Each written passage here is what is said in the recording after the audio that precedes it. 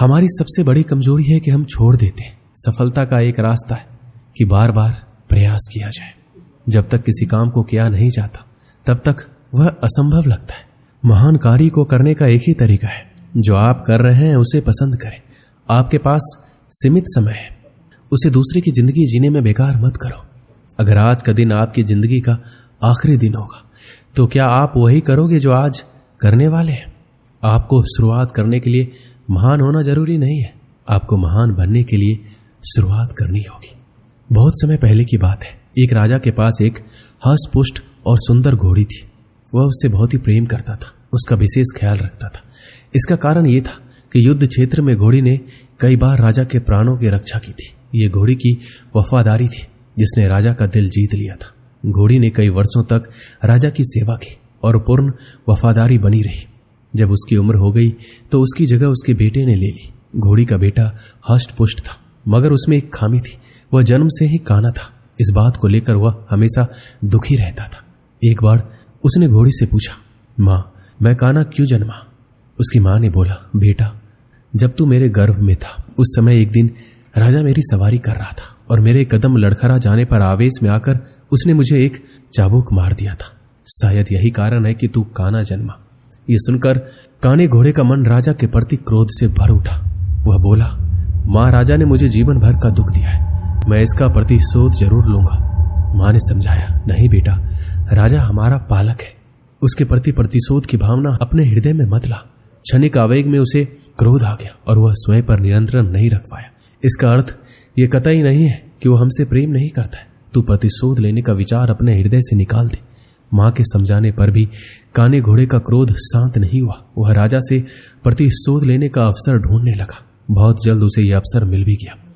राजा युद्ध के मैदान में काने घोड़े पर सवार था। उसके और उसके पड़ोसी राज्य के राजा के बीच घमासान युद्ध छिड़ा हुआ था। तलवारबाजी करते करते अचानक राजा घोड़े से नीचे गिर पड़ा। मौत उसके करीब थी। काना घोड़ा उसे उसी हाल में छोड़कर भाग सकता था, लेकिन उसने ऐसा नहीं किया। उसने फुर्ती दिखाई और राजा को फिर से अपनी पीठ पर बिठाकर उसके प्राण बचा लिए। वह चकित था, उसने ऐसा क्यों किया? जिस व्यक्ति ने उसे काना बनाया उसने उसके प्रति वफादारी क्यों दिखाई? क्यों उससे प्रतिशोध नहीं लिया? यह प्रश्न उसने अपनी मां से पूछा। वह मुस्कुराते हुए बोली, तू आखिर बेटा किसका है? मेरा ना। मेरी छत्र छाया में तू पला बढ़ा है। जो संस्कार मैंने तुझे दिए हैं वो तेरी रग रग में बस गए। उन संस्कारों के विपरीत तू जा ही नहीं सकता। वफादारी तेरे खून में है बेटा, तू वफादार ही रहेगा। इस कहानी से हमें क्या सीख मिलती है? संस्कारों का आचरण पर बड़ा गहरा प्रभाव पड़ता है।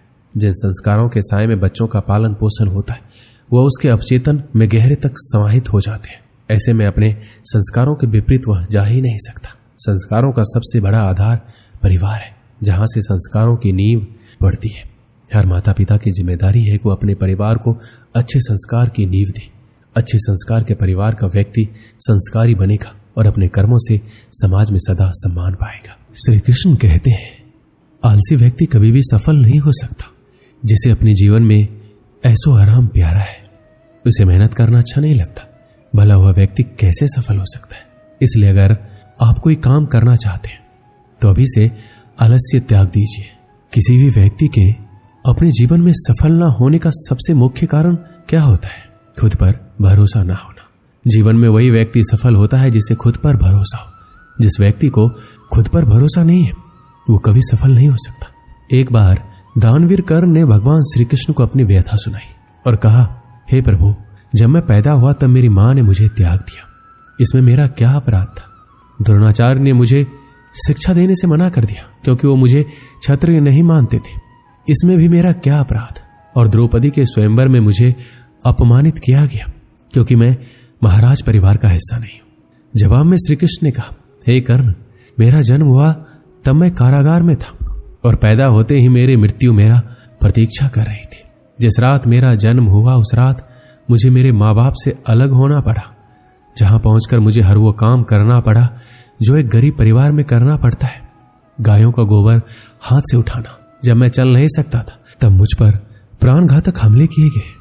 मुझे मारने की बार बार कोशिश की गई।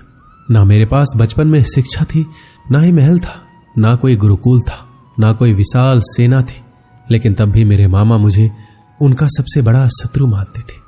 मेरा भी जीवन कई चुनौतियों से गुजरा है ये बात इतना महत्वपूर्ण नहीं है कि जीवन में कितनी बार अपमानित होना पड़ रहा है, पर यह महत्वपूर्ण है कि आप उस अपमान का जवाब कैसे दे रहे हैं। आपके पास ज्ञान है जिसका आप इस्तेमाल कर पा रहे हैं और इन सब चुनौतियों को पार करके कैसे आगे बढ़ते हैं। ये बात सबसे अधिक महत्वपूर्ण है। सब कुछ किताबों से ही सीखने को नहीं मिलता, कुछ मतलबी लोगों से भी बहुत कुछ सीखने को मिलता है। गलती उसी से होती है जो मेहनत से काम करता है। निकम्मों की जिंदगी तो दूसरों की बुराई खोजने में खत्म हो जाती है। इज्जत इंसान की नहीं होती, जौहरत की होती है। जौहरत खत्म, इज्जत खत्म। आज के जमाने में सुखी होना है तो स्वार्थी बनना पड़ेगा। ये हम नहीं, इस युग की सत्य हकीकत है जो हमारे जज्बातों की कदर नहीं कर सकते। उनके पीछे पागल होना प्यार नहीं, बेवकूफी है। दोस्तों, इस वीडियो में बस इतना ही। मिलते हैं अगली वीडियो में। जय श्री कृष्ण।